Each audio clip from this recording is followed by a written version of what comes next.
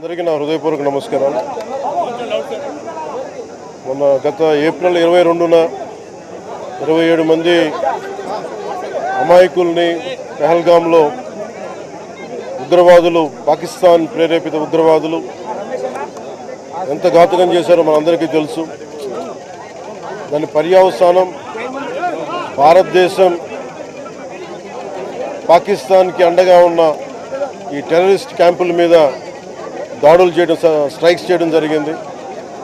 వారి ఉగ్రవాద శిబిరాలని ధ్వంసం చేయడం జరిగింది. దానికి కంటిన్యూటీగా యాక్షన్ పాకిస్తాన్ కూడా మనకి కాల్పులు జరపడం, వీటి సరిహద్దుల్లో ముఖ్యంగా 5 రాష్ట్రాల్లో చాలా తీవ్ర చాలా ఉద్విగ్నతతో కూడిన పరిస్థితులు ఏర్పడ్డాయి. ఆ క్రమంలో మన ఆంధ్రప్రదేశ్కు సంబంధించిన మురళీ నాయక్ కూడా అగ్నివీర్గా గత 2 సంవత్సరాలు 22లో వెళ్ళిన వ్యక్తి. వాళ్ళ తల్లిదండ్రులతో మాట్లాడుతూ ఉంటే ఒకటే చెప్పాను, నేను దేశం కోసమే పుట్టాను, దేశం కోసమే చనిపోతాను అనేది పదే పదే చెప్తా ఉన్నాడు. ఎందుకు నాయన మనకు ఆ ఉద్యోగాలని తల్లి అంటున్నా కానీ, లేదమ్మా నాకు రైల్వే ఉద్యోగం వచ్చినా రైల్వే ఉద్యోగానికి పోలేదు, కేవలం దేశం కోసం పనిచేస్తాను, నేను దేశం కోసమే చచ్చిపోతాను ఆ కమిట్మెంట్ ఉన్న వ్యక్తి. కానీ దురదృష్టవశాత్తు చాలా చిన్న వయసులో 23 ఏళ్ల వయసులో తన ప్రాణాలని కోల్పోవాల్సి వచ్చింది. నేను పదే మొన్న కూడా ఏం చెప్పానంటే, నిజంగా ఉగ్రవాదుల తూటాలు కానీ సరిహద్దుల యుద్ధాలు కనుక జరిగితే దాని పర్యవసానం, దాని ప్రాణాలు మొత్తం సమస్త భారతంలో అవి కనిపిస్తూనే ఉంటాయి, దాన్ని ఎక్కువ అవుతూనే ఉంటాయి. దానికి ఒక బలమైన ఉదాహరణ మురళీ నాయక్ గారి మరణం. ఇది చాలా బాధ కలిగించింది. 23 ఏళ్ళ చిన్న వయసు.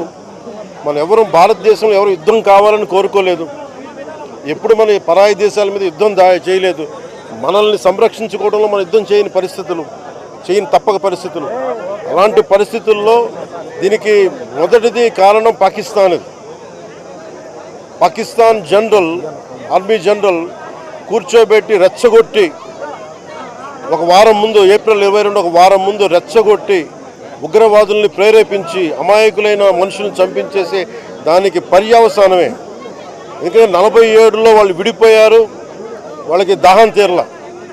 4 యుద్ధాలు చేశారు ఇప్పుడు దాకా, దాహం తీరల. ఇప్పటికీ అమాయకుల్ని పట్టున పెట్టుకుంటా ఉన్నారు, దాహం తీరల. కానీ ఇంకెక్కడో చోట దీనికి బలమైన ముగింపు పలకాలి. సీజ్ ఫైర్ అన్న తర్వాత కూడా సీజ్ ఫైర్ని వైలేట్ చేసిన ప్రభుత్వం అది. అక్కడ నిజంగా చెప్పాలంటే ఒక బనానా రిపబ్లిక్ అది. దానికి ఎవరు మాస్టర్సో తెలియదు పాకిస్తాన్కి. వాళ్ళు చేసే అరాచకాలు, వాళ్ళు చేసే మనకి స్పాన్సర్డ్ టెర్రరిజం ఇండియాకు ఒక ఇబ్బందిగా తయారైంది. అది మన బాంబే, ముంబై దాడులు కావచ్చు, కాశ్మీర్లో ఎథ్నిక్ క్లెన్సింగ్ కావచ్చు పండిట్స్ది, ఇది ఒక రిపీటెడ్ మన కోయంబత్తూర్ దాడులు కావచ్చు, పేలుళ్ళు కావచ్చు, జామా మస్జిద్ పేలుళ్ళు కావచ్చు, లేదంటే గతంలో జరిగిన మనకి గోకుల్ చాట్ పేలుళ్ళు కావచ్చు, లుంబిని పార్క్ పేలుళ్ళు కావచ్చు, ఇవన్నీ కూడా ఎక్కడో చోట దీనికి ఒక ముగింపు పలకాలి. దీనికి ఒక బలమైన గుణపాఠం చెప్పాలనేది నరేంద్ర మోదీ గారి అందరినీ ప్రజలందరూ కోరుకుంటున్నారు ఆయన్ని.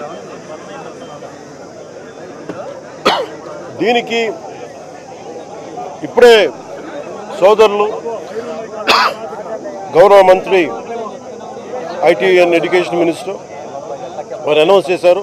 గౌరవ ముఖ్యమంత్రి చంద్రబాబు గారి తరఫున, అలాగే నరేంద్ర మోదీ గారి తరఫున ఇక్కడికి మంత్రివర్గం అందరం ఉన్నాం. ఇక్కడ అందరం కూర్చొని, మేము ముగ్గురం కూర్చొని ఇందాక గౌరవ ముఖ్యమంత్రి గారి సూచనల మేరకు, ఇందాక సోదరులు మన లోకేష్ గారు చెప్పినట్టుగా దాదాపు 50 లక్షలు ఎక్స్గ్రేషియాని ప్రకటిస్తూ ఉన్నారు.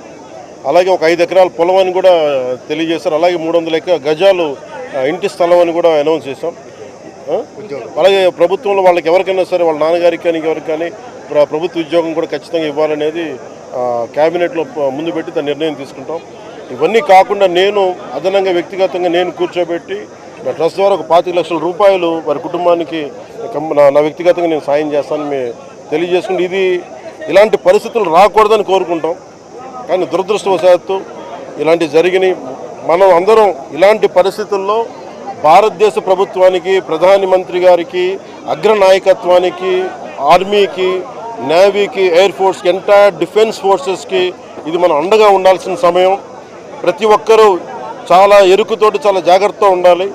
ఎవరు వాళ్ళు వేలాది మంది ఈ లష్కర్ ఏ తోయిబా లేదా జైషే మహమ్మద్ తీవ్రవాదులందరూ కూడా వాళ్ళు భారతదేశం మీద రకరకాల దాడులు చేయడానికి ప్రయత్నం చేస్తూ ఉన్నారు. సీజ్ ఫైర్ని దయచేసి మనం ఎవరో నమ్మట్లా. సీజ్ ఫైర్ శాంతికి ఒప్పందం కాదు. వాళ్ళు ప్రత్యేక పరిస్థితుల్లో లొంగిపోయి ఇంక మా పాకిస్తాన్ బతకలేదు అని చెప్పి కాళ్ళ బేరానికి వచ్చిన 3 గంటల్లోనే మళ్ళీ సీజ్ ఫైర్ని వైలేట్ చేశారు. సో ఇది అందరూ కూడా గమనించాల్సిన విషయం. అందుకని దీన్ని ఇలాంటి పరిస్థితుల్లో భవిష్యత్తులో ఇలాంటి ఉత్పన్నం కాకుండా ఉండాలని కోరుకుందాం.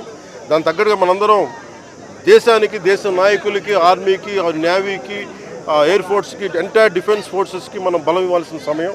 అందుకని మీ అందరూ సహకారం కోరుకుంటూ సెలవు తీసుకున్నాను. జై హింద్. మురళీ నాయక్ పవన్ కళ్యాణ్ గారి వీరాభిమాని. మరి చిన్నప్పటి నుంచి వారిని కలవాలని తహతహలాడుతూ వచ్చారు. అటువంటిది ఇవాళ పవన్ కళ్యాణ్ గారిని ఇక్కడ రప్పించుకున్నారు. దురదృష్టకరమైన విషయం ఏంటంటే చాలా అది నేను ఇక్కడికి రాగానే నాకు చెప్పారు, చూసాను, చాలా బాధ అనిపించింది. అతను నేనంటే ఇష్టపడవచ్చు, కానీ దేశానికి అందరికంటే కూడా దేశాన్ని ప్రేమించే వ్యక్తి. అలాంటి వ్యక్తిని కోల్పోవడం నిజంగా చాలా మా అందరికీ కూడా, లోకేష్ గారికి కానీ, మాకు కానీ, మా మంత్రి గారికి కానీ, ప్రతి ఒక్కరికి చాలా చాలా బాధ కలిగిస్తాం. వారి ఆత్మకి శాంతి చేకూరాలని, వారి కుటుంబ సభ్యులకి నా ప్రగాఢ సానుభూతిని తెలియజేయాలని, భగవంతుడు వారికి బలం ఇవ్వాలి. ఈ పుత్ర శోకాన్ని ఒకే ఒక్క కొడుకు, ఇంకెవ్వరు లేరు, ఒక్కటే ఒక కొడుకు. ఒక్క కొడుకుని కూడా చిన్న 23 ఏళ్ళు కూడా, 25 ఏళ్ళు కూడా లేవు, 23 ఏళ్ళ వయసులో చనిపోయాడు దేశం కోసం. చాలా చాలా చాలా బాధగా ఉంది. వారి కుటుంబానికి అండగా ఉంటుంది. చేసిన సహాయమే కాకుండా మా 3 పార్టీల నుంచి కూడా వారికి ఏ సహాయం కావాలో మా నాయకులు ఎప్పుడు అందుబాటులో ఉంటారు. మా గౌరవ మంత్రివర్గ సహచరులు ఉన్నారు, ఎమ్మెల్యేస్ ఉన్నారు, అన్ని పార్టీస్ అందరూ వారికి అండగా ఉంటామని తెలియజేసుకుని సెలవు తీసుకుంటాం. జై హింద్.